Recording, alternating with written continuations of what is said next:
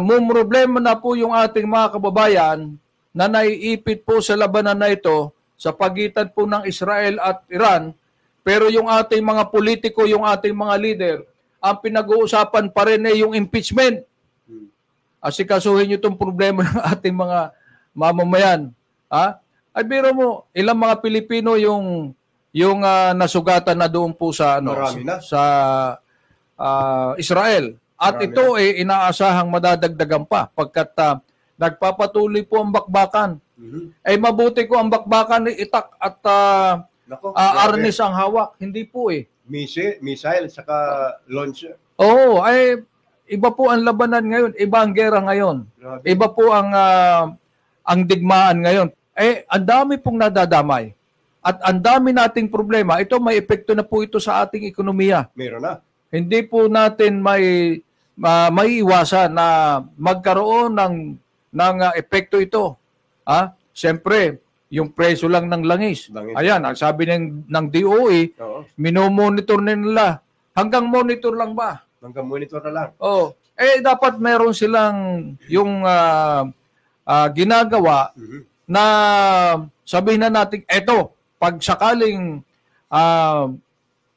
maputol ang ating supply, yung mga ini-import nating langis. May contingency plan. May contingency plan. Ano ba ginagawa ng ating gobyerno? Dapat malaman po ng taong bayan. Hindi yung puro na lang bangayan ng Marcos at Duterte ang nasa utak ninyo. Ang problema po natin ngayon, ito pong nangyayaring kaguluhan sa daigdig, ay hindi maaari tayong makaiwas sa epekto nito. At dito dapat tumuon ang ating pong mga politiko, ang ating mga leader. Ano ba ang preparasyon natin? Ano ba ang dapat natin gawin? Halimbawa, yung alamin ay yung bang supply natin ng gasolina o krudo, hanggang ilang araw tatagal. Halimbawa, mahinto yung supply galing sa ibang bansa at yung sarili nating resources dito sa ating bansa. Ito ba itatagal lang hanggang 1 buwan, 2 buwan, 3 buwan?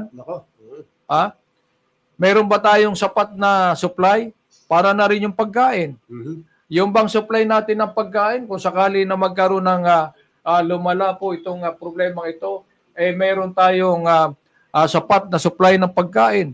At yung bang ating mga kababayan na naiipit po sa labanan na nasa Israel, nasa Iran at sa iba pang mga nakapalibot na bansa, tayo ba may ginawa ng paghahanda?